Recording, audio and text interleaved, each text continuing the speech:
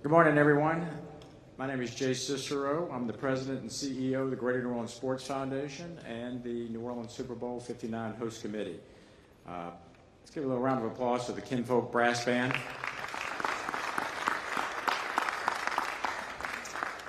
Today we've got Ms. Gail Benson, Lieutenant Governor Billy Nungesser, Mayor Latoya Cantrell, Peter O'Reilly from the NFL, Marcus Brown serving as our chair of the Super Bowl host committee, Walt Leger, the president and CEO of New Orleans and Company, and we have a number of great media here today. Thank you for attending again. Because this is our 11th, record-tying 11th Super Bowl, we have tried to figure out a long time ago, what are we going to do a little bit differently than we've done in the past? And so we have such a unique culture here in New Orleans that was a natural for us to promote to the world. But this history of Super Bowl in New Orleans is really something that we've leaned into. And if you saw what we call pillowcases as you walk in the door, you see a little bit feature from each one of the past 10 Super Bowls that we've had. So to highlight the past 10 Super Bowls and the history of Super Bowl in New Orleans, we have a little scissor reel for you. I don't need to tell you that Super Bowl in New Orleans are synonymous. A match made in football heaven. We put our stamp on the game and headline the early days of the halftime show. Super Bowl IV, our first Tulane Stadium. Back 2 seasons later for Super Bowl VI. Man in a fedora. Dallas takes down Don Shula's Dolphins. Super Bowl IX, fresh off the immaculate reception. Steel curtain rolled in and rolled over the Vikings. Super Bowl XII, first Super Bowl in the Dome. First Super Bowl played indoors, and the first in prime time. Dallas downs Denver. Super Bowl XV, who could forget Al Davis? Just win, baby. Plunkett on a straight knock back. Rose on the move, and it's hot like Super Bowl XX, the Bears, the Shuffle, nominated for a Grammy. Maybe winning the game in this music city was destined. Super Bowl XXIV, Montana and Rice lead the 49ers to the second straight championship. Super Bowl XXXI, Favre and the Packers bring the Lombardi Trophy back to Title Town. This is what it's all about. Winning a championship, the greatest moment of your life. Super Bowl XXXVI. Everything changed after 9/11. We were united in the Dome, around the city, and across the country. Super Bowl 47, Baltimore, the Brothers Bowl. Jacoby Jones, let him go, past the 50, and he is flying! The Super Bowl belongs to Baltimore. I want to thank the city of New Orleans for what is just a spectacular way to celebrate. I've never seen anything like it. 10 Super Bowls in the books. Next up, 59.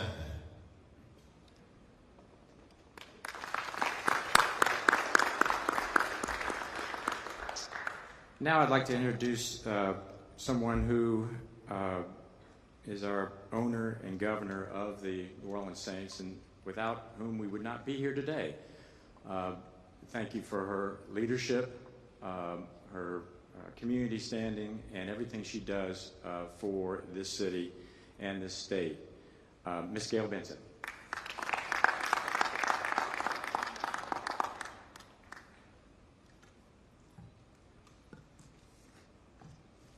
Thank you, Jay, and welcome everyone to Super Bowl week. After more than 6 years of hard work and preparation, countless hours of work by our host committee, volunteers, government and business leaders, the moment we have all been anxiously awaiting is finally here.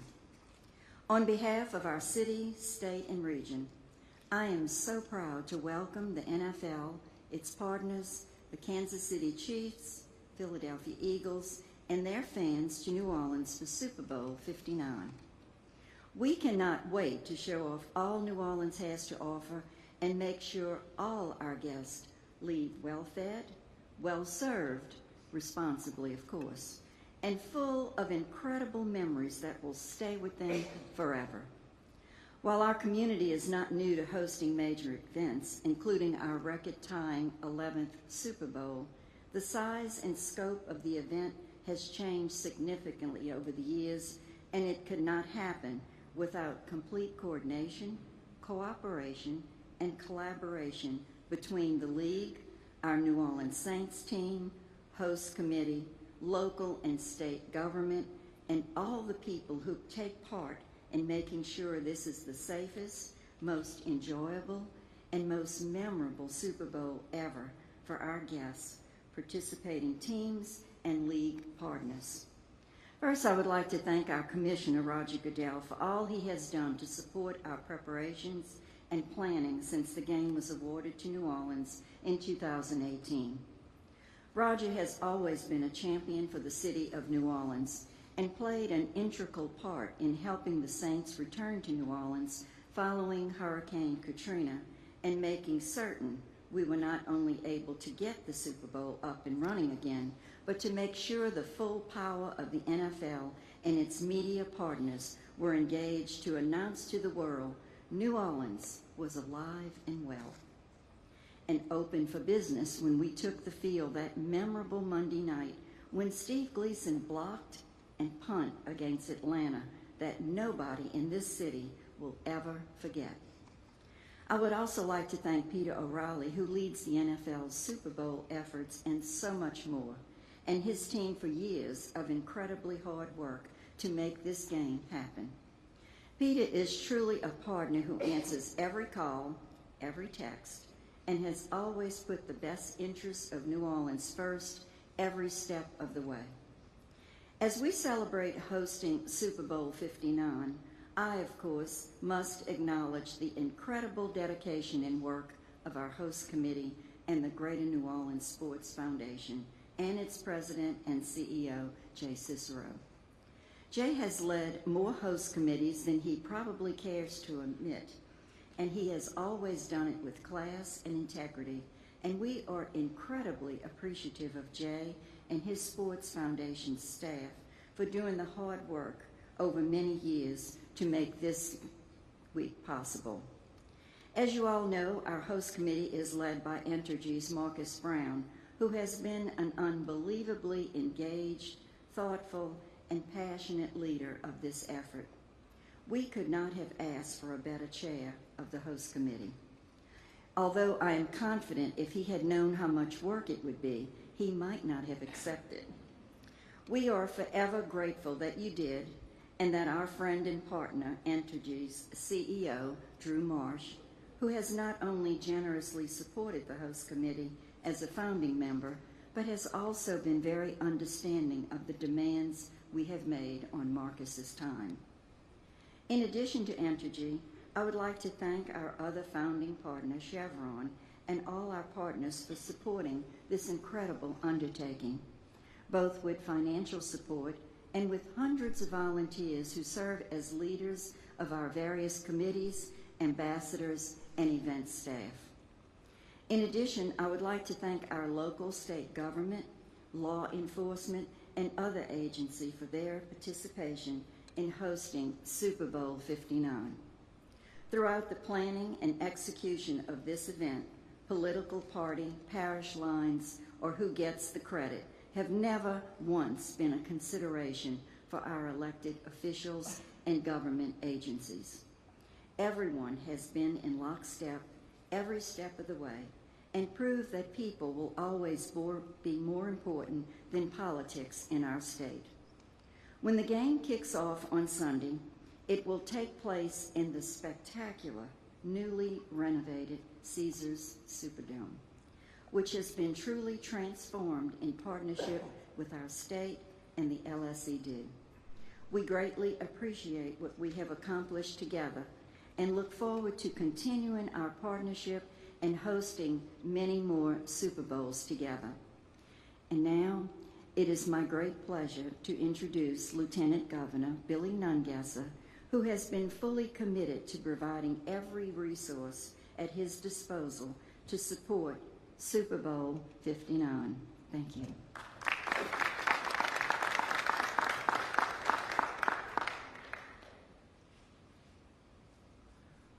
Thank you, Ms. Benson, for those kind words. You are truly an amazing ambassador for not only the city of New Orleans, but the great state of Louisiana. Honored to be here today to welcome everyone to the state of Louisiana. There's truly no place like New Orleans anywhere in the world. And I'm sure Super Bowl 59 will go down in history as one of the greatest games ever played and the greatest Super Bowl week ever. I want to thank the NFL for their commitment to Louisiana for a record-tying 11th time hosting the Super Bowl here. And it will be an unbelievable event. I'm also glad, and I want to thank the Convention Center for allowing Louisiana seafood to come in to be shared with the Media Center all week this week. Our seafood is something we're very proud of.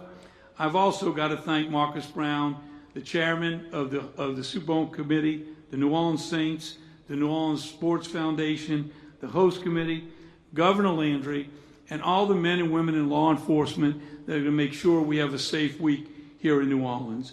So I wish everyone an exciting time here in New Orleans. Have a great time and enjoy the Super Bowl.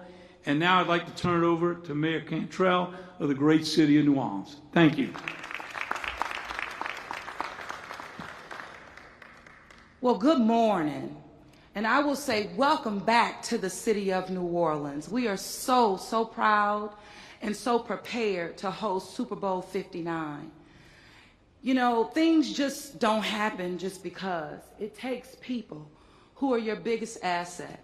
Leaning on in, you heard from our infamous owner, Gail Benson, of course from the Lieutenant Governor, but also from our host committee, Jay Cicero, the foundation. You'll hear from many more leaders.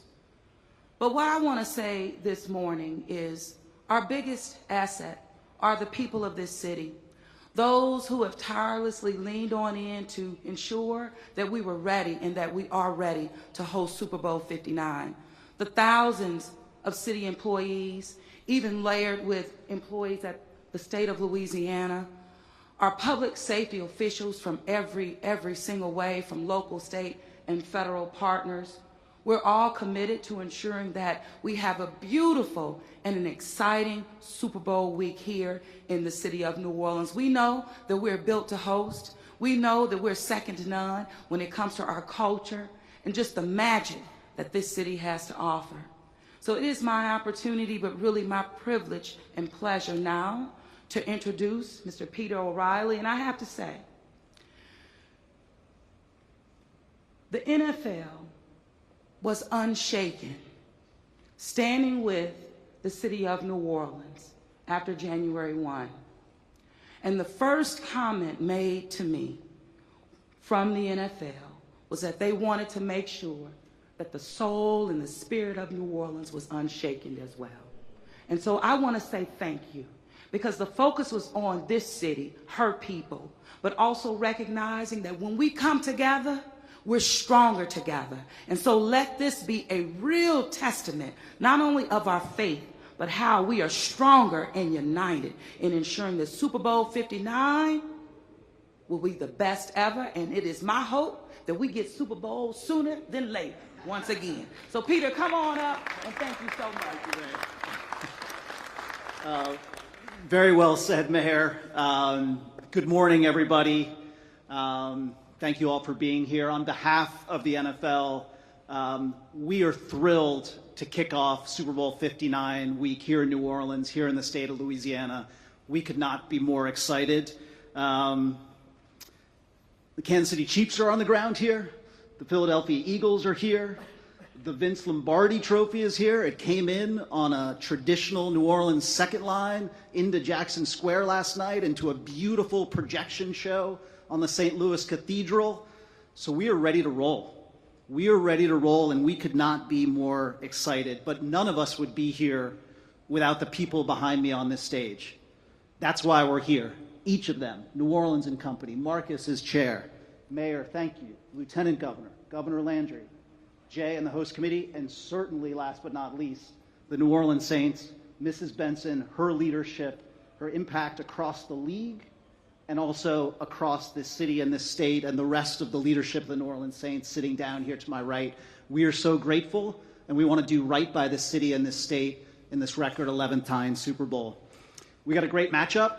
As Mrs. Benson said, we've got a great stage, a beautifully renovated Caesars Superdome. This is our biggest stage, and we're going to shine a big spotlight, a big global spotlight on it in every way. But it's not just about Sunday. A lot of focus on Sunday. It's about this week. And our focus, and everyone behind me's focus, is making this week as accessible as possible. It starts tonight at the Caesars Superdome with Super Bowl opening night. Some may not know what that is, but we hope to have 30,000 fans in there at this event that's very accessible, a $20 ticket to set the tone for the week. The teams will be there, the media will be there, a really engaging event. So that event kicks off the week, and then Super Bowl experience right here at the Memorial Convention Center kicks off on Wednesday, and that's our theme park, a chance for fans to come together. Again, $20 ticket, kids 12 and under free, to experience the Super Bowl, even if you're not able to be in the Dome on Sunday. So many other great events throughout the week. Super Bowl Soulful Celebration at the Mahalia Jackson on Wednesday, Taste of the NFL at the National World War II Museum on Saturday, and on and on. So it's about the week. It's also about the legacy. What goes and lives on well beyond the final whistle on Sunday. And the partners behind us have come together with the NFL to make sure that the impact goes well beyond. There are 40+ community impact events this week in New Orleans, focused on youth, focused on volunteerism, focused on sustainability. We've partnered with the people behind me, the city and the host committee, for our NFL Source program, bringing local, diverse small businesses into the Super Bowl ecosystem in really powerful ways. More than 225 local businesses. We're proud of that effort. And ultimately, we want to be authentic to New Orleans, and probably no greater representation than that logo that will be seen everywhere. That was designed by Queen Taj, bead by bead, to represent this city. The first time that someone other than an NFL creative director designed our Super Bowl logo, and it's my favorite ever. It represents this city and its authenticity. It's part of the theme art. It's up on buildings around the city, and that's about being authentic to this city. And then bringing that to life in powerful ways. We've got incredible entertainment. Yes, we've got Post Malone performing on the YouTube Super Bowl tailgate stage. We've got Kendrick Lamar joined by SZA in the Apple Music Super Bowl halftime show. Kendrick had a big night last night. But importantly, we are bringing to the fore New Orleans and Louisiana music in big ways. That's what pregame will be. Lettucey singing Lift Every Voice and Sing. Trombone Shorty and Lauren Daigle singing America the Beautiful, an incredible rendition. John Baptiste singing the national anthem. And then an opening ceremony we haven't talked about much that will be a tribute to New Orleans, its culture, its music, its vibrancy.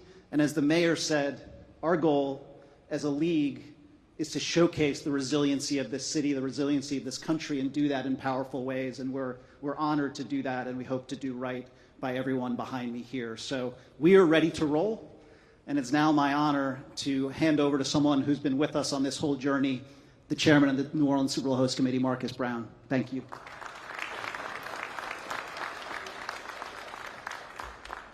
Thank you, Peter, and good morning to everyone. I want to commend, Peter, you and your team, highly professional, extremely efficient, and thoughtfully empathetic when it comes to working with your NFL communities. It's been a pleasure. Now, Entergy, as the only Fortune 500 company headquartered in New Orleans, and one of only 2 in the state of Louisiana, we are very mindful of our responsibility to help position all of our communities for long-term success.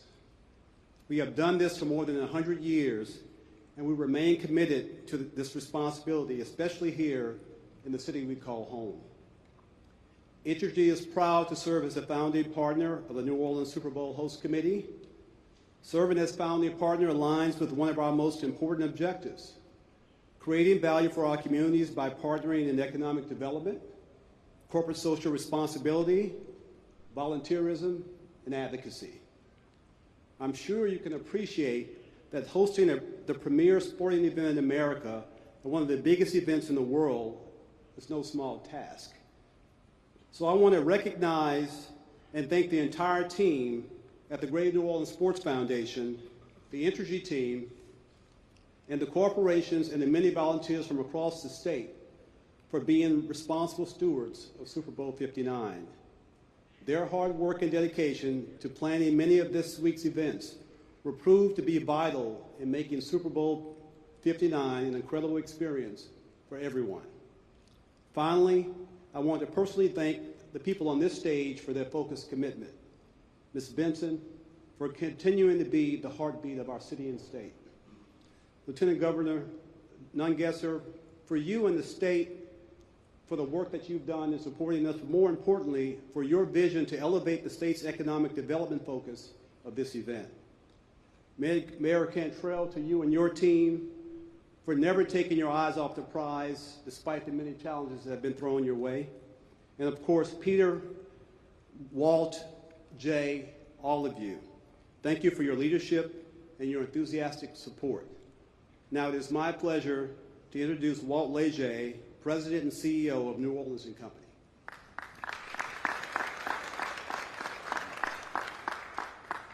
Good morning. Welcome to New Orleans. Marcus, thank you for the introduction, and thank you to Mrs. Benson, Lieutenant Governor Nungesser, Mayor Cantrell, Peter, and Jay for inviting New Orleans & Company to express a few messages of welcome this morning. All the stretching has been done. All the pregame warm-ups have been complete. It is now time for the city of New Orleans to perform. And it couldn't do that without everyone on this stage and many others in this room on an incredible team representing the city of New Orleans. It's our honor at New Orleans & Company, on behalf of our 1,100 members and the 85,000 people who work in the industry to welcome the world to our city this week, to have invested in and worked alongside the host committee, as well as leaders from the state and Governor Landry's office, in Lieutenant Governor's office, and of course in the mayor's office, and so many others to get our city prepared. The world is at our doorstep. Caesars Superdome will be the world's living room for Super Bowl 59 in just a couple of days. We've been preparing for this event for over 6 years now, closely working with the Greater New Orleans Sports Foundation. Jay and your team is simply sensational, and to both you and the entire staff at the Greater New Orleans Sports Foundation, I know our team says thank you. Of course, to the Saints and their team as well, Mr. Hales and Lauscha and Bensel, as well as so many more who have made these days possible. And here we are, ready to roll out the red carpet to the world. Indeed, as we say at New Orleans & Company, this is one of the most special cities on the planet to live, work in, visit, and invest in. Everyone is truly welcome here. We live by that mantra and that welcoming spirit that will be on full display across the community, our city, in our hotels and our restaurants, in music clubs, in shopping corridors, in galleries, indeed in our own homes. As we say to everyone, New Orleans is built to host. Thank you to the NFL for your continued confidence in our city to host this event. We believe we do it like no other city. No other city sounds like the city of New Orleans. No other city tastes like the city of New Orleans. And no other city is as welcoming, as remarkable, or as unique as our city is. I want to also thank the team and the staff at ASM and at the Superdome, as well as here at the Convention Center, for opening their arms to the world as well. And a tremendous thank you once again to our constant partner, the Greater New Orleans Sports Foundation, who we've worked with over the years to bring numerous championship events to our city. When we compete together, we win together, and as a city, we are all champions. I join our community in being a proud New Orleanian and Louisianian, and in less than a week, this city of champions will crown the next champion of the NFL, the next Superdome, Super Bowl champion. And guess what? Right after that, we can get ready for the next one. Thank you. With that, I bring up Jay Cicero. Thank you, Jay. Thank you, Walt. I appreciate all the kind words that everyone said about the Sports Foundation and our staff. I think they have done an incredible job.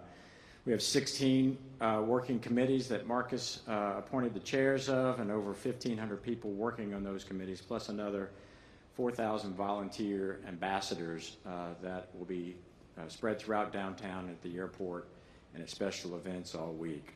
I'm not sure I could say much more than what's been said today, except that there are some special events that are free to the public this week that the host committee is throwing. Well, one private one is our media party tomorrow. I know all you guys want to go to the media party.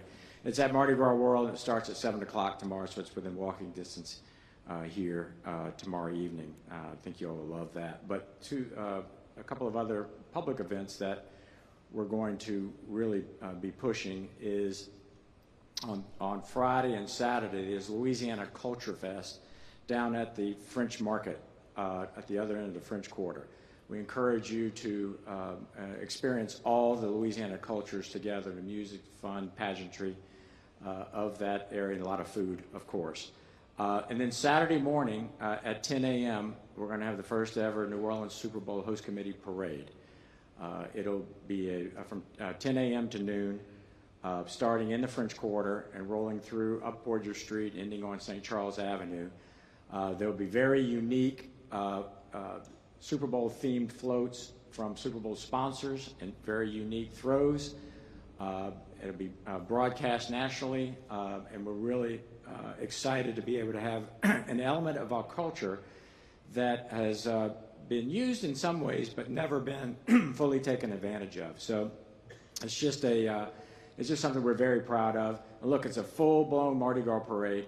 It's going to be fantastic with all the marching bands and the dancing groups and everything else in between. And so Todd Graves is serving as our king of this Mardi Gras parade. He is bringing a ton of celebrities with him. There's all kinds of celebrities that are going to be on the floats. There are going to be a lot of our Impact 59 recipients that will be on the floats. And so we're very excited about that, some new elements that we're happy to bring here. But we hope to see you all at the media party tomorrow night, again at Mardi Gras World, 7 p.m. to 11. If there's anything that we could do to make your life easier, we're here to serve. We're here to make sure that you guys have a great time and do what's great. So this is, as everyone said, 6 years lead up to this point, a lot of work in the last 2 years, of course. And so now it's time to let's go and let's get it done. And that's our theme. It's what we do. So now let's just do it. Thank you.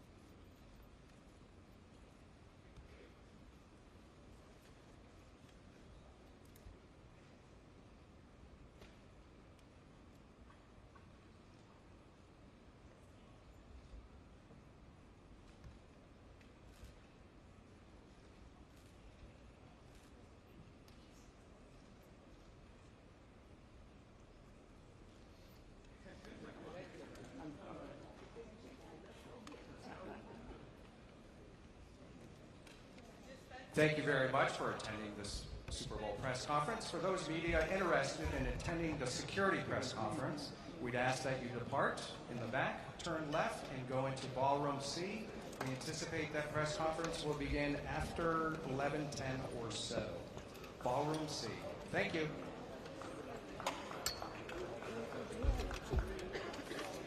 Are you recording right now still? No. Oh. I got the red light. We gotta move.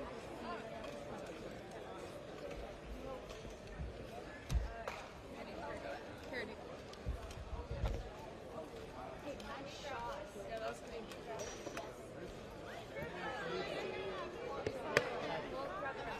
Yeah, let's do it now.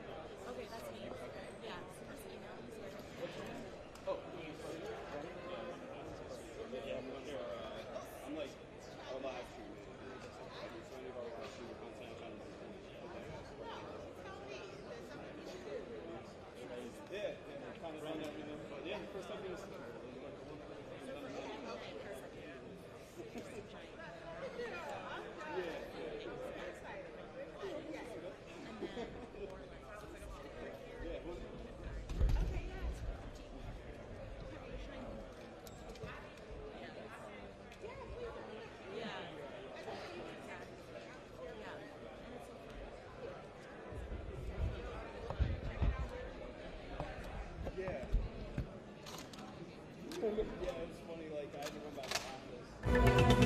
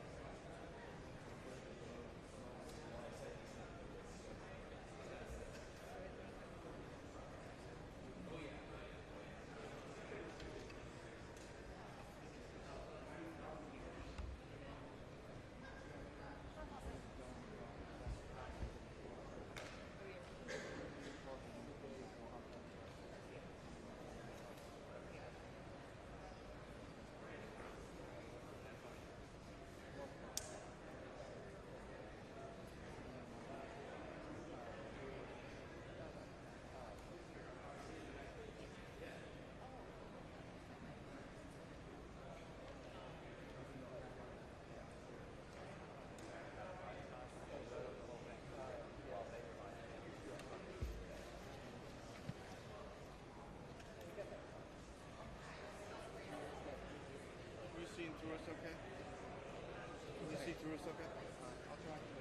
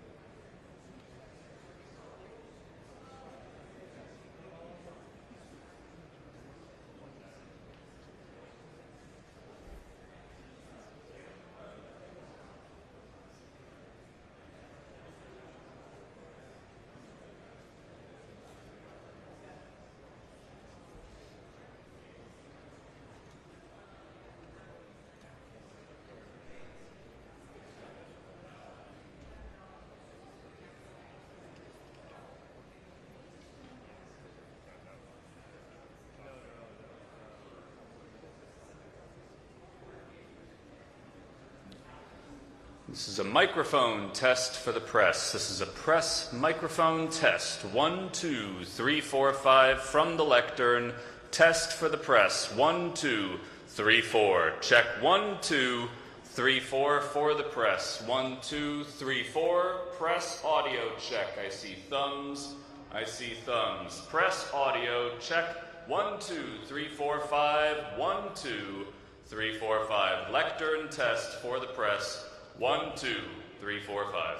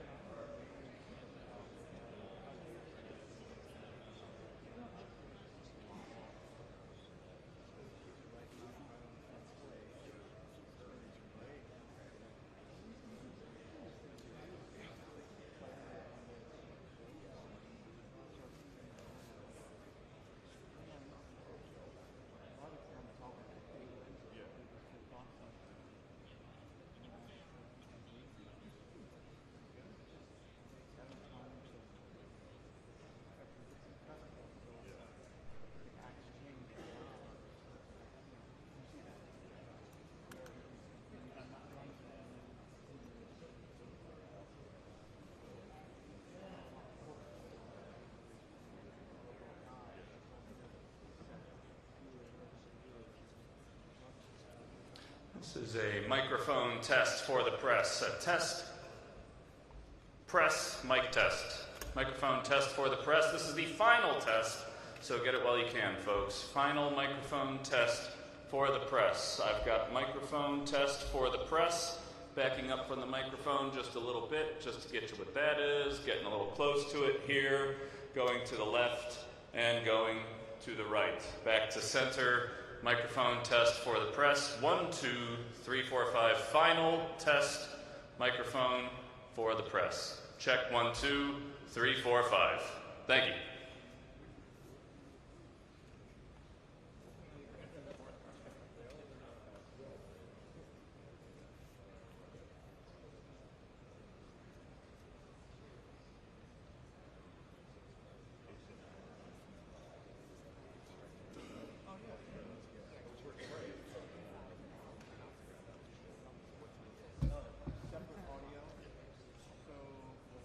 I'm sure whatever you want to say.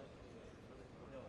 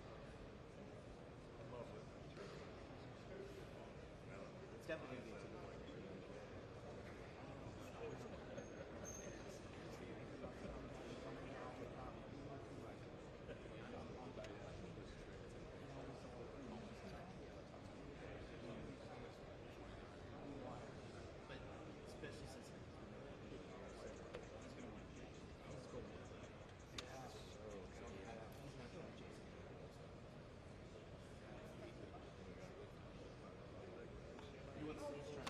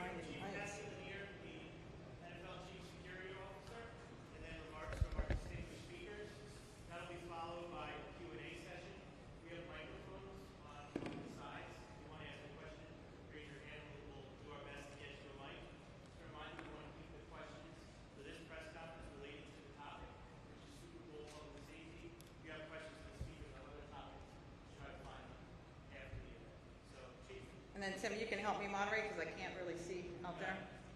Good morning. Good morning, everyone. My name is Kathy Lanier, and I am the Chief Security Officer for the National Football League. First, I want to welcome and thank our colleagues from the media. You are instrumental in what we're trying to accomplish here today, and that is informing our fans and preparing them to the thousands of fans that are traveling to New Orleans to experience this historic Super Bowl week. A quick reminder, the press conference is dedicated to discussing safety, public safety and security issues around the Super Bowl. So if you have individual questions that you'd like to ask any of the panel members that is not related to security at the Super Bowl, please hold those questions until the conclusion of the briefing.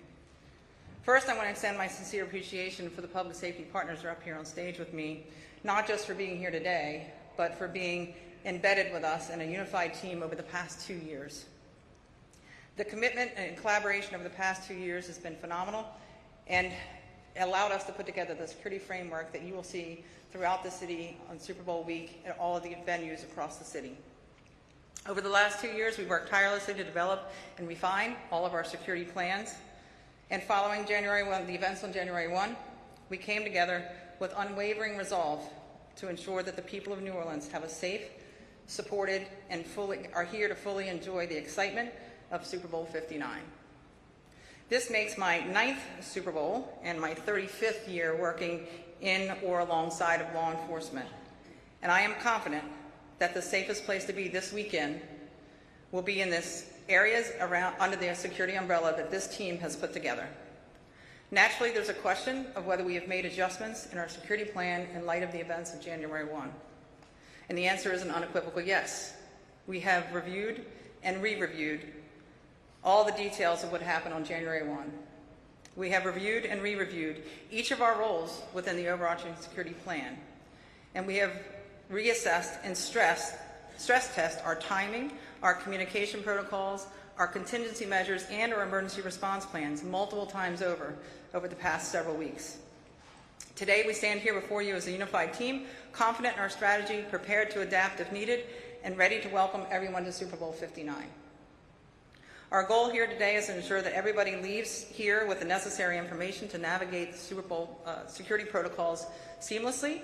So I will start off with a few important facts that will help you with your arrival into the Super Bowl game on Sunday. On Super Bowl Sunday, our gates will open at 1:30.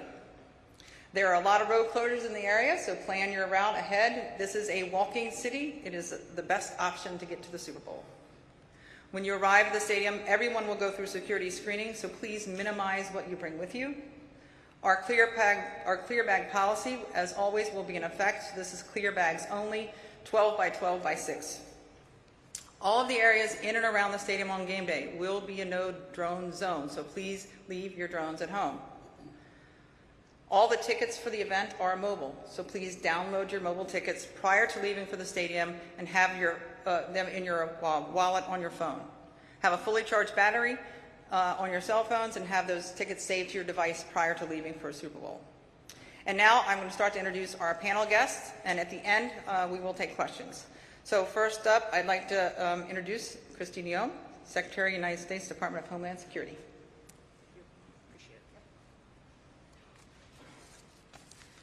Good afternoon. Thank you all so much for being here. We have a big event coming on Sunday, and we are committed to having a safe environment for every individual that attends and a great opportunity to recognize these fantastic teams and all the hard work and effort that they have put into their season and help their fans to be able to enjoy the game and not focus on any kind of security issues. I also want to recognize the strength and unity and resiliency of this city. I'm so grateful for the time that the mayor spent with me today and the fact that she's committed to being here for this briefing and also every event throughout the week to make sure that the city of New Orleans is ready to host this events and follow through on the commitment that they've always had to be a city of hospitality and welcoming individuals to come and to be here, celebrate with everyone, and then to go home safely to their families. Recently, we did suffer a terror attack in this city, and it changed not just the families that were tragically and horrifically lost their loved ones, but also the city, the state, and the whole entirety of our country. We recognize the importance of making sure that we're doing due diligence and being prepared for events as proactive as possible and pre-deploying resources and partnerships that will help us make sure that these events come off safely and with a focus on security. We have partners that we are dedicated to working with to make sure we get through these types of events in a way that has been important to focus on the priorities. Listen, we lost officers. We didn't lose officers, but we had officers that significantly were impacted by injuries that they sustained. Jacoby Jordan and Joseph Rodriguez had injuries that they are still dealing with, and I want them to know that we are thinking and praying for them and for their healing, and we're grateful for their response during that terror attack and what they were doing to make sure that the public was safe. What they did was a tribute to the strength of this community and the spirit of our people. In addition to a lot of the work on the ground that will be done here preparing for this event, several of the Homeland Security Department's public awareness campaigns have teamed up with the NFL on this event to make sure that we are letting everybody know what assets we have on the ground, safety and security tips that are available that we want people to follow, and that we are getting ready for this big game in a way that will make sure that everybody is well informed ahead of time. Several of the Homeland Security Department's public awareness campaigns are making sure that the public is informed by if you see something, say something. And what I will say to all of you, if you see something suspicious, I want you to say something. And keep saying something until you are heard. I would say that if you see something that has not been dealt with, to continue to raise the level of awareness until the response has been taken care of. In partnership with TSA, the Transportation Security Administration, we have a campaign that is also launched. That's a general awareness campaign that will happen out at Louis Armstrong International Airport for all of those folks. And we are undertaking that campaign with the New Orleans law enforcement and the police department, which I think is critically important. We have a blue campaign that is out there that is anti-human trafficking that we will be focusing on making sure the public is aware of.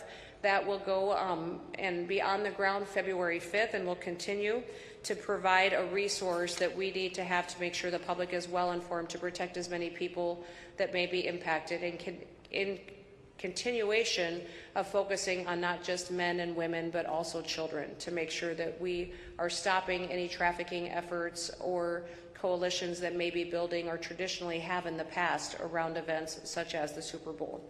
I do want to congratulate the City of New Orleans for hosting the Super Bowl. This is their 11th. They have always done a fantastic job, and we expect that that will be the exact same story this year as well. Our partners include not just the NFL, but also the City of New Orleans, and then also we have partner agencies at the federal, the state, and the local level. We are in direct communication, and one of the things we have done is put forward a blueprint for how we will communicate that will be much more effective than what we've seen at other events around the country in the past. We know that working with those partners and making sure everybody has the right information at the right time is how we respond much more efficiently and react to the public need that we have at that period of time. I want to thank Homeland Security Investigations Special Agent in Charge, Eric Delane, who is the federal coordinator for this event. And I believe he may get the opportunity to speak here a little bit about how his role impacts the entire operation here. There will be over 700 different Department of Homeland Security people on the ground here, and I will not be specific with you on those numbers because we remain and contain the prerogative to add more as needed and adjust those numbers as we see fit.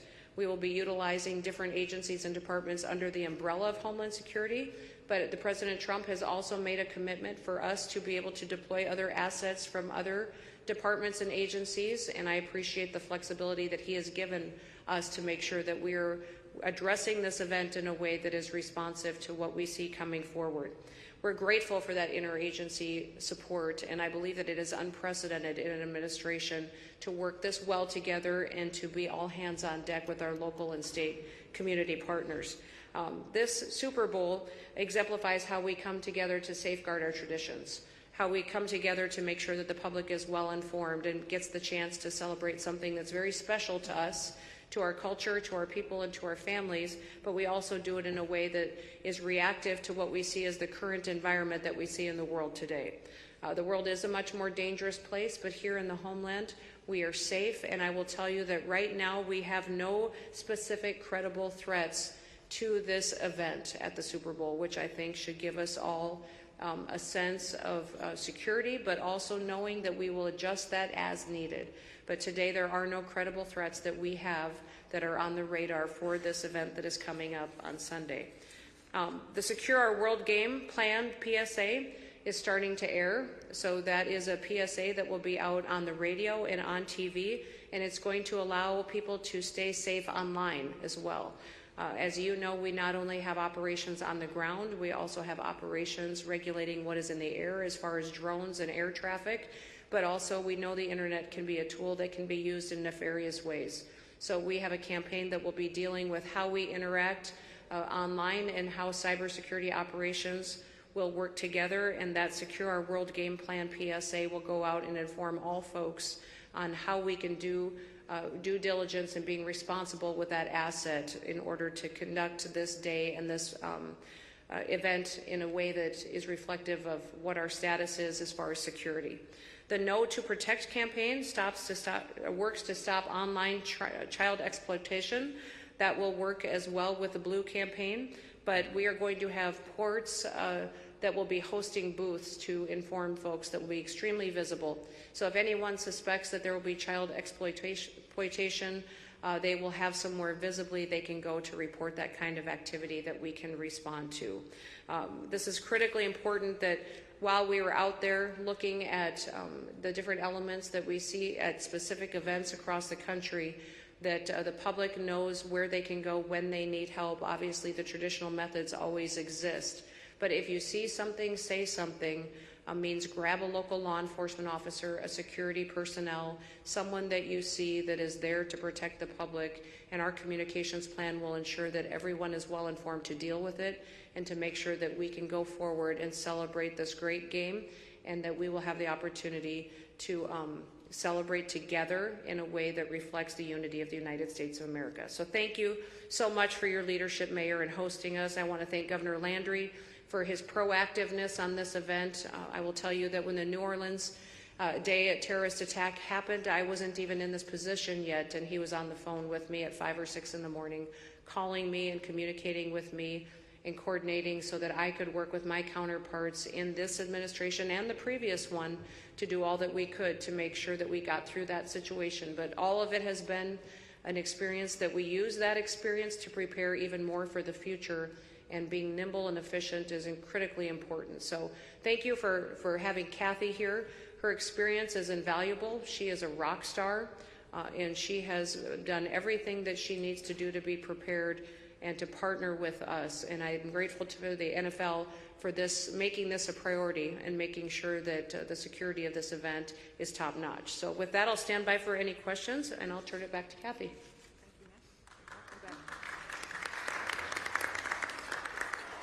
Thank you. Thank you, Secretary. Appreciate your comments.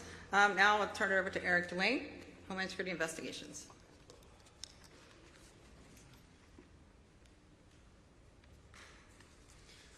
Thank you, Kathy. My name is Eric DeLon. I'm the Special Agent in charge of Homeland Security Investigations Field Office here. I also have the privilege of serving as the Federal Coordinator for Super Bowl 59. I want to start by recognizing those 14 individuals who were taken from us January 1st. It was a heartbreaking event, and it was very hard on this city. And as we prepared and as we continue to prepare for the Super Bowl, we carry them in our hearts and our minds. They're with us. Again, thank you to Kathy Lanier and the NFL and all of my colleagues and friends here on the dais for standing side by side with me and every agency involved in the preparations leading to today and the events ahead. With more than 24 federal agencies assisting with security preparations for Super Bowl 59, I'd also like to recognize those that are not present on the dais, but played vital roles. Notably, our partners at Customs and Border Protection, ICE ERO, the United States Coast Guard, and the Bureau of Alcohol, Tobacco, and Firearms and Explosives. The opportunity to work with this incredible group of professionals as the federal coordinator is the greatest honor of my professional life. A little bit about me. I grew up 85 miles west of here. I served as a deputy and a policeman in St. Mary Parish. My first assignment as a special agent was here in New Orleans. My career would take me all over the country into different parts of the world. But this city, the city that I love, and the state that I love, was always with me. And now I'm back, and the security for Super Bowl 59, the safety of the crowd, and all of you before me, well, it's personal. Since being appointed by the Secretary of the Department of Homeland Security in December of 23, my role has been to listen to the needs of our state and local leaders and find the appropriate federal resources to ensure a safe and seamless Super Bowl 59. Hundreds of HSI special agents, criminal analysts, and support staff will join our federal counterparts in contributing to the physical security and intelligence assessments for the Super Bowl. Additionally, I have worked to coordinate the security of the land, air, and local waterways with the vital support of our partners, leveraging a united front of all of those law enforcement entities. In the days ahead, there will be a significant increased law enforcement presence in New Orleans, some of which will be visible and obvious. This includes special response teams, drone technology, tactical personnel and equipment, intelligence analysis, and covert assets. Lastly, something I want you to know is that HSI New Orleans utilizes deep local knowledge and expertise to address public safety challenges unique to New Orleans. The majority of our HSI New Orleans field office is comprised of native New Orleanians. This is the highest level of safety and security on the federal side, and it's being done and led for New Orleans by New Orleans. While the city and the police department, Louisiana State Police, and the governor's office have an incredibly robust security plan that we in the federal government are supporting, I'd be remiss if I didn't prevail upon our most important partner, which is you. Secretary Noem covered that, and I'll tell you, she's absolutely right. Whether you're in New Orleans, enjoying the festivities, or anywhere around the world, if you see or learn of something that may impact the safety and security of Super Bowl 59, please report it to your local authorities so law enforcement here can act on it. What I want to say to the city of New Orleans, to the local leaders here, is that we in the federal government stand with you. We stand with you in the state of Louisiana, not just today, not just Super Bowl Sunday, but every day. Thank you.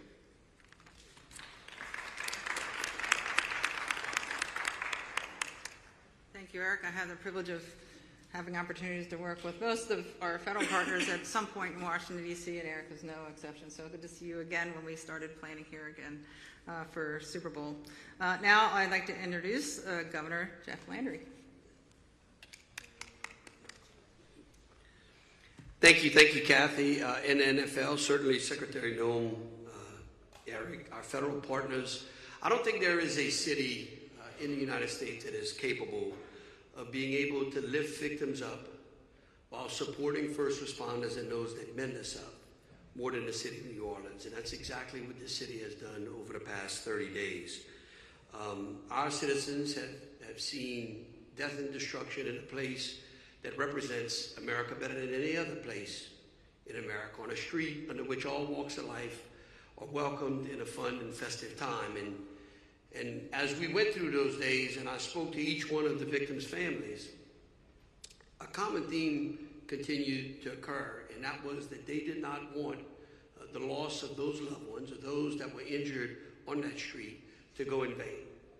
That America would continue to stand up to those who seek to wreak havoc and terror on us, and that we would defend and secure our citizens so that they could go about enjoying their way of life.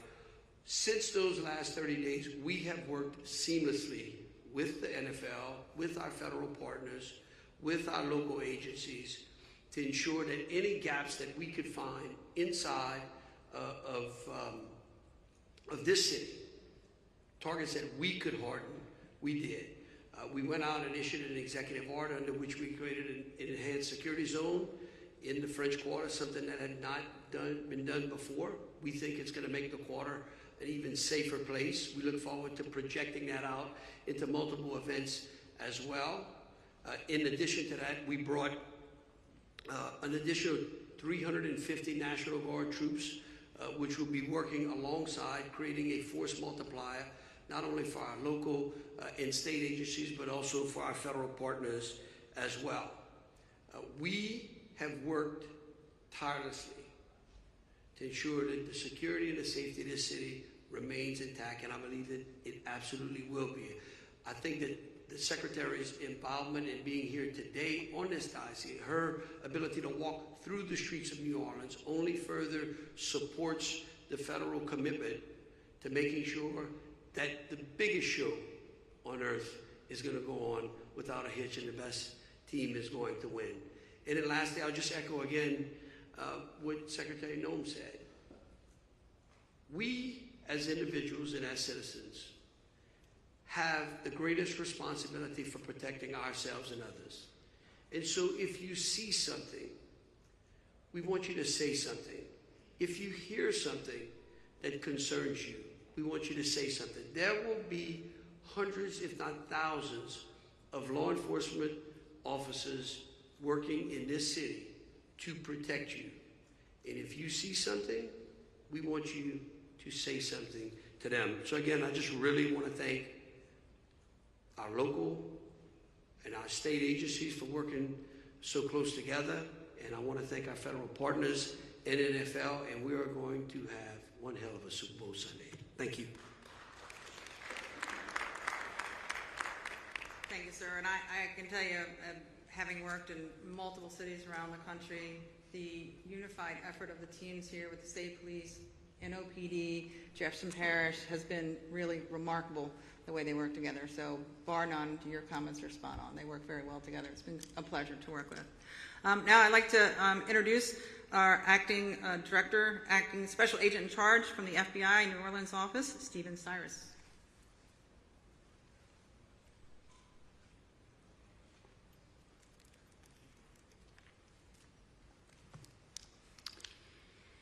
Good morning. My name is Steve Cyrus. I am the special agent in charge, normally, of the Kansas City field office. I was asked by our acting director to assist in managing all FBI resources assigned to support security for Super Bowl 59. I have a lengthy background in managing FBI operations in support of these type of large-scale events, special event planning, and then responding to critical incidents here in the U.S. and around the world. That's why I'm here, and I'm honored to have been asked by our acting director to come to New Orleans.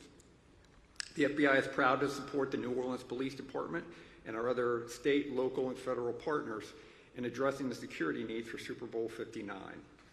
The New Orleans office and specialty teams from around the country have been preparing for this week for more than a year now.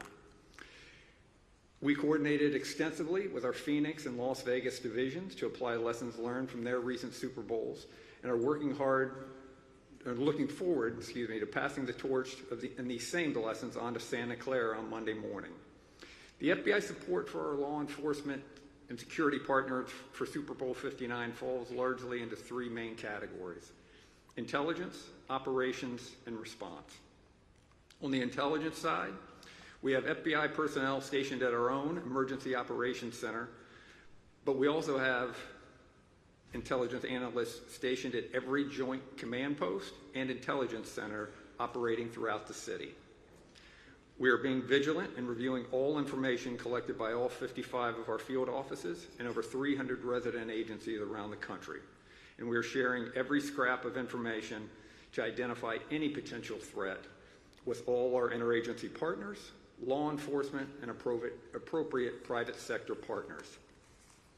We're also relying on our 85 offices around the world to coordinate with their international partners. These international law enforcement and intelligence partners are able to relay any threat information to us here in New Orleans simply through these offices around the world. Our intelligence efforts also include threat intelligence gleaned from open source, social media, and our own databases, as well as our U.S. and intelligence community partners. Operationally, We have dozens of agents assigned to address any criminal or national security threats that may arise from those who might attempt to use this week's festivities as cover for illegal activities. We have also highly trained agents and analysts assigned to monitor, detect, and respond to any potential cyber attack from a criminal threat actor or hostile nation state. Our special agent bomb technicians and our weapons of mass destruction coordinators are working with a whole host of partners here in New Orleans to keep Super Bowl events free from hazardous devices or substances. We're deploying tactical assets, including our New Orleans SWAT team, to serve as a force multiplier for the New Orleans Police Department. Finally, we have specialized personnel here to enforce the FAA's temporary flight restriction, or TFR, around the Superdome by identifying, tracking, and if necessary, disrupting any unmanned aerial systems, or UAS. Counter-UAS missions have become increasingly relevant when it comes to high-visibility sporting events such as this, and the FBI will have a drone detection system in place monitoring the skies over the Superdome. In all, we have over 450 FBI personnel from the New Orleans office and brought in from around the country working daily with our law enforcement partners and standing ready to respond or to investigate any threats or crimes surrounding Super Bowl 59.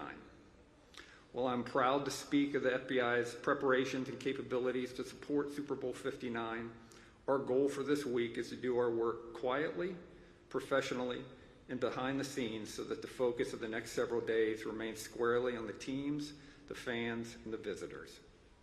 New Orleans is an extraordinary city, and the FBI is honored to be part of the team entrusted to keep it safe. Thank you.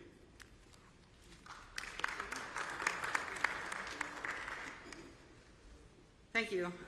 Excellent comments. Thank you, Stephen. Next, I'd like to introduce a great public safety partner with a ton of experience, Colonel Robert Hodges.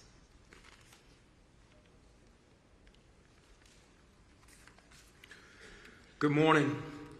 I'm Colonel Robert Hodges, the Superintendent of Louisiana State Police.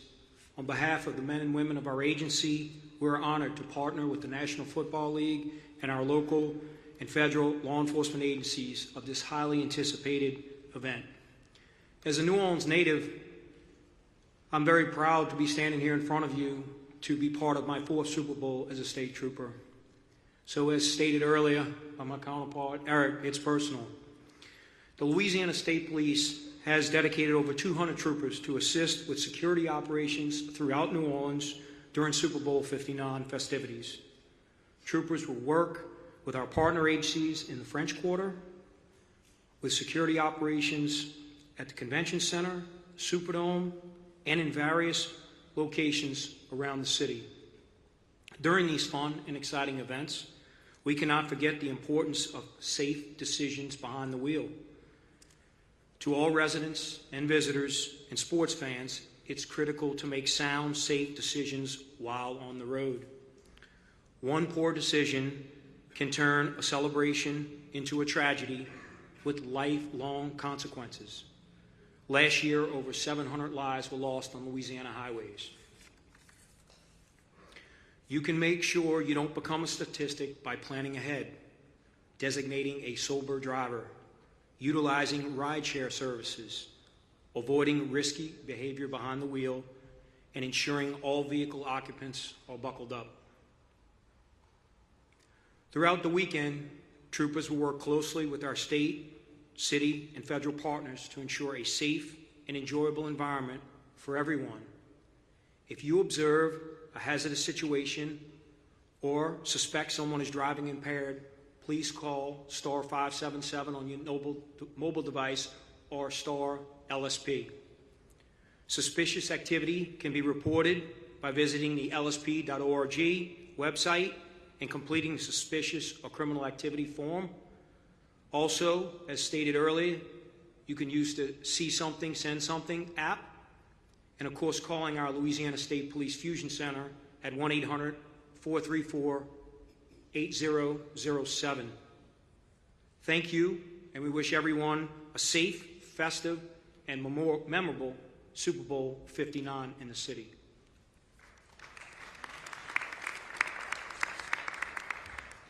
Colonel.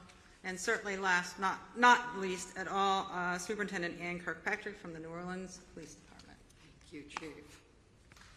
Well, I want to begin by thanking everyone for being here, but I also want to share, there's a saying in law enforcement that when we lose someone, that they may be gone, but they're never forgotten.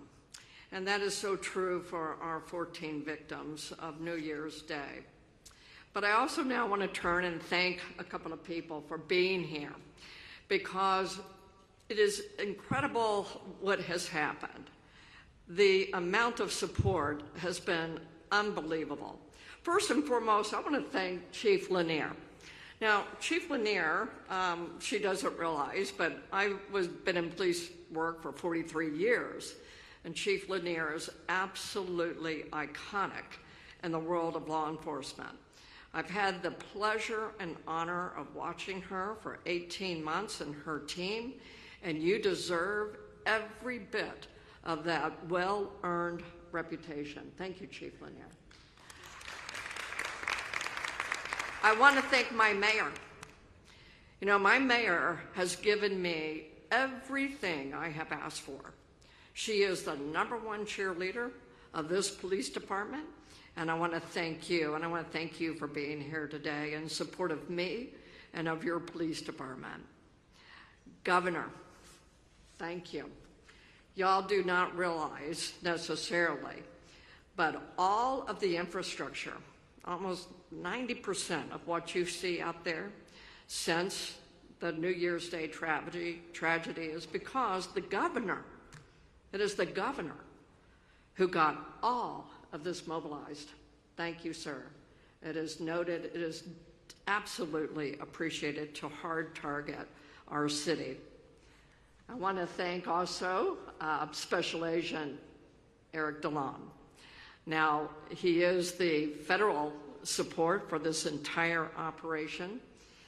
Your collaboration, and even more so, not only for this operation, but since I have been here, your partnership and with the state police, unbelievable. It sounds cliche to say that we have partnerships, but not here. It is not a cliche. I have sheriffs who are in the room, and I want to thank you. We actually work well together. We are genuine partners.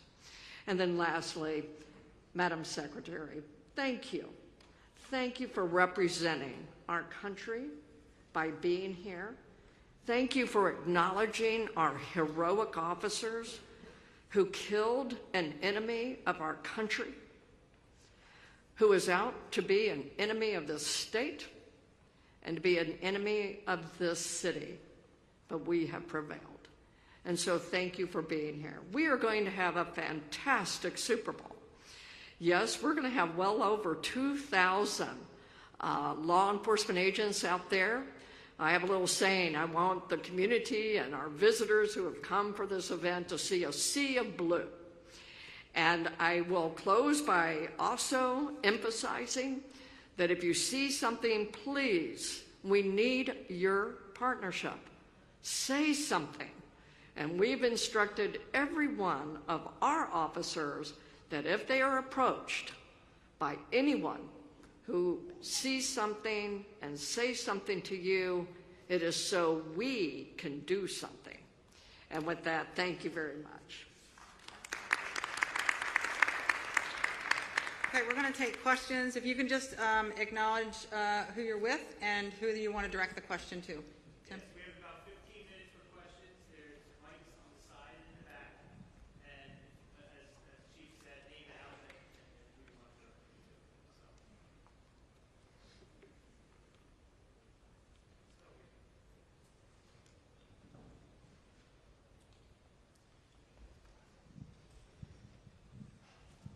Thank you very much. Hi, Secretary. How are you? Good to see you again.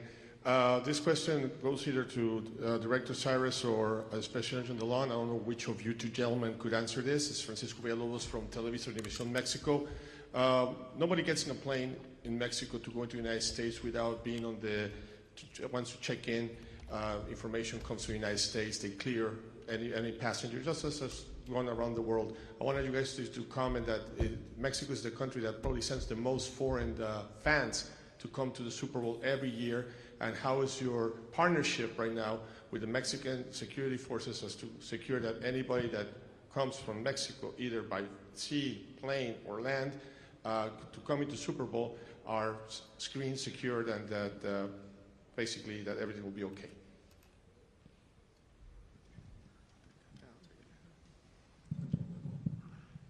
Every airline that transports people into or out of the United States has a series of security protocols they have to adhere to. And that would apply to Mexico or any other foreign nation, whether it's public transportation or private transportation.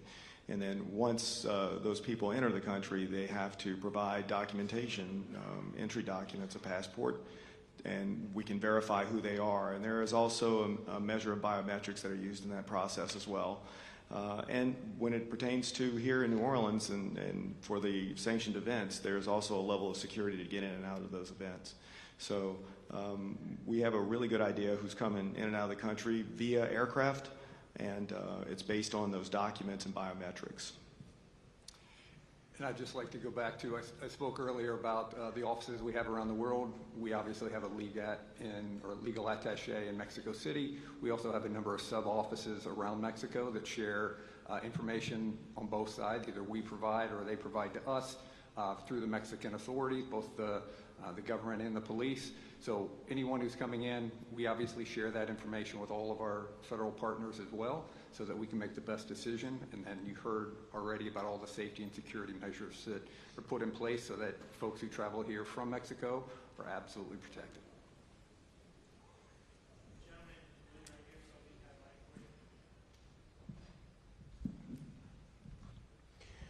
Daniel Kili from Mobo in Germany. I had the privilege of being to the Super Bowl 202 just moments more or less after 9/11. Would any one of those esteemed gentlemen and madams be able to tell me what the difference between the measures then and now are, if there are any, except developing technologies? But do you think it's a situation after the attack of January 1st that could be set into the same measure like after 9/11, or is it a different approach? I mean, I can start off and I'll let what other panel members would like to speak. Having worked with this team again over the last 2 years, what we all do in this line of work is we watch every event that goes on globally every day. And our job is to examine those events and make sure that we are not only anticipating and trying to prevent things that are known, so looking backwards at historical events, but trying to anticipate forward, so thinking forward. We don't want to focus only on the last incident. We want to focus on being prepared, being ready to prevent anything that is, that we know are known threats, but also trying to anticipate the next threat. So what is the next threat that we may be facing? And that's our job. Our job is to work together to anticipate those threats, use all the technology and the resources that we have to put together a unified plan. And then the other part that you heard every speaker talk about is we also have really refined our communications protocols, our emergency preparedness planning, our contingency plans, because we could all go out on game day and have to make some changes on game day to some of our security plans, and we're ready to do that. That's what this team has been asked to do, and that's what we've done. So I don't know if anybody else wants to add to that. The only thing I'll add is I was fortunate enough to deploy to all the Super Bowls between 2000 and about 2008, and then sometimes after that. To echo what Chief Lanier said, really to say that it's the operation side, yes, that's changed, but really it's that communication between all the people involved that has really changed, and I think upped our game in terms of providing security. I would also say, yes, any event that may have happened anywhere around the world, we take that information and we use that to fine-tune the plans that we've been working on for years. But every event that takes place, we use to slowly fine-tune and make it a little better as we get those lessons learned. You asked specifically what's changed since 9/11, and since you may have traveled here for a Super Bowl game then, everything has changed as far as how we respond, and the fact that the Department of Homeland Security didn't exist at that time. So it was created in response to that attack, and 22 different agencies and departments were put under Homeland Security, and many of those entities are at the table today. So I think that streamlining of federal agencies over the years has been extremely effective in how we bring all of our tools out of the toolbox together for events like this, and then coordinate our communications with the state and local officials. But everything the Department of Homeland Security does is we always believe that the best response happens locally. You know your people and you know your assets and what happens here on the ground. And then the state adds resources and expertise. We come in and support with the assets that we have, whatever agency as well. But the response locally and those experts are given a lot of respect within our agency, because this is your community, and we come in and layer on top of that and help refine it and add the resources that we need to make sure that we're giving you the kind of assets you need to respond to these types of events. And I think the one thing is that everyone seems to focus on the process and forget the people. The one thing that is constant is evil, but the implementation of that evil changes consistently. And the men and women who wear a badge are constantly seeking ways to be able to protect us. And so that from those times, each one of those events, we learn lessons, and then you try to lean forward and try to determine if you can guess what's going to happen next. And that's what we've been doing.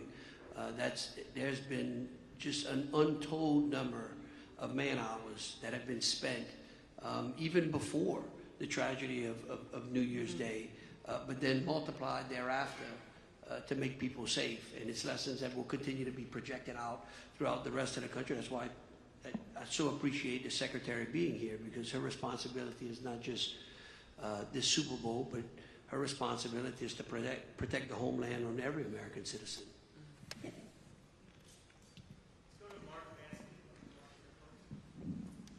For Chief Lanier, Mark Maskey from the Washington Post. You mentioned the drone issue, and you've spoken about that in the past. How does that issue play into your planning for this game and affect your thinking here? Yep, thanks, Mark. We do have the flight restrictions that are consistent with, so as you know, we have temporary flight restrictions for all of our regular season games, but the difference here is we are working under a SEER 1, or a special event rating number 1, which is the second highest rating we can get. So that gives us some extra authorities through our federal partners here. I think you heard two of our speakers here talk about that mitigation authority. So there are TFRs in place throughout the course of the week. Starting today, there are restrictions throughout the downtown area and around the Superdome for drones. So drones are restricted. And when I say that they're restricted, there are teams here that are here to detect and intercept those drones. They will take those drones, and depending on the circumstances, you could be fined up to $75,000 for operating a drone in a restricted airspace. So those restrictions will continue throughout the week in and around the Super Bowl venues, the Superdome, and then that flight restriction will expand to 30 nautical miles. Currently it's about 1.5 miles for drones. It will expand to 30 nautical miles for all aircraft on game day. So please leave your drones at home. It could be an expensive mistake if you bring them out around any of these events.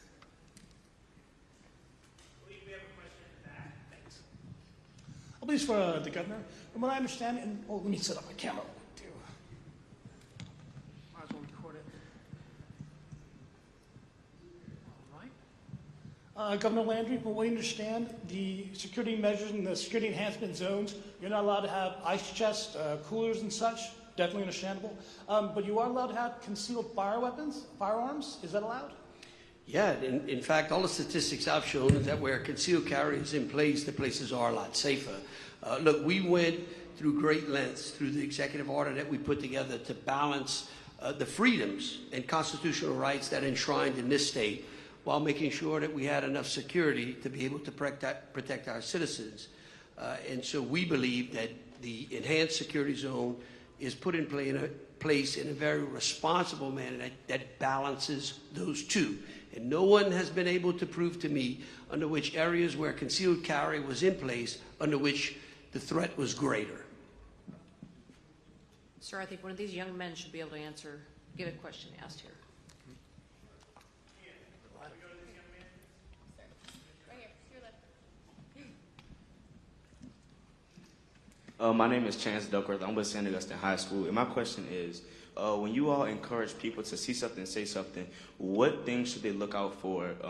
Any suspicious behaviors and things like that. What things should they look out for? Do you want to take it? You want me to take it? So I'll start off, and then I'll let the other panels.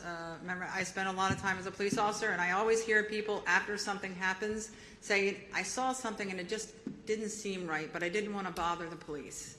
And the most important thing to do is if you see something that just gives you that sense that just doesn't feel right, dial 911. That's what the police want you to do.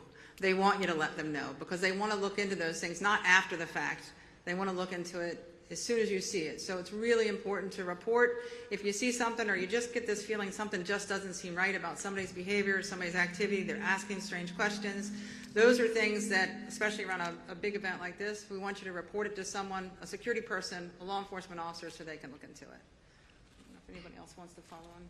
You see a strange bag laying somewhere that nobody seems to be claiming, it seems like it's been laying there a while.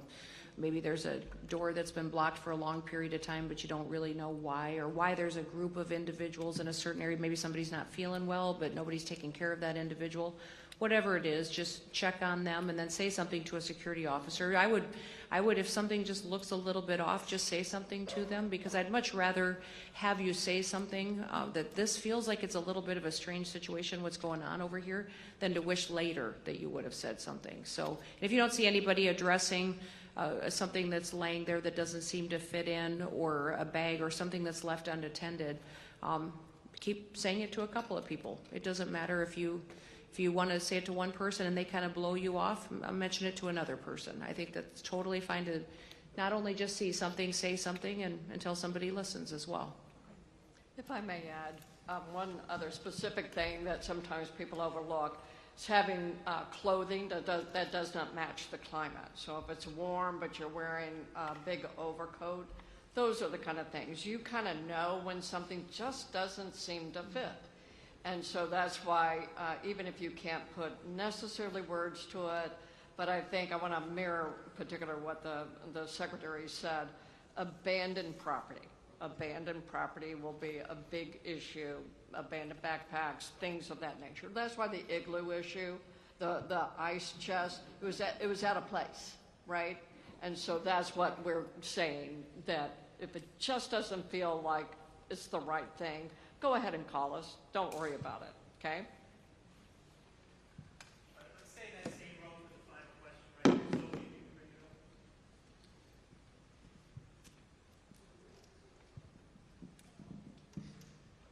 How's it going? My name is Connor Emery with NAZ Today. My question is for you, Anchor Patrick. You have said that we here in New Orleans have proven time in and time out that we can provide safe environments. What does this say about this city? Because it's more of a national level compared to the Sugar Bowl that happened a month ago.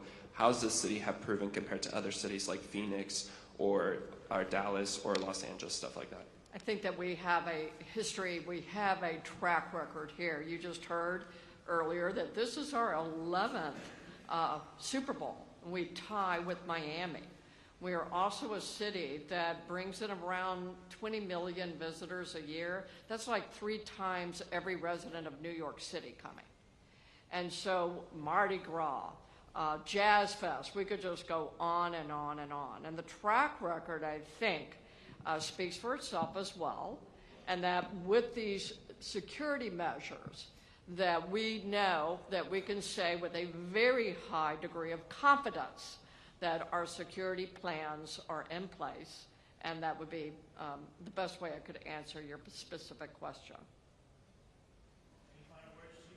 No, again, I want to thank everybody and encourage everybody to, the consistent message here today is to see something, say something. So that is the one thing we want everybody to really stress as they go about being part of you're all now part of our security eyes and ears. So thank you very much and appreciate everybody coming.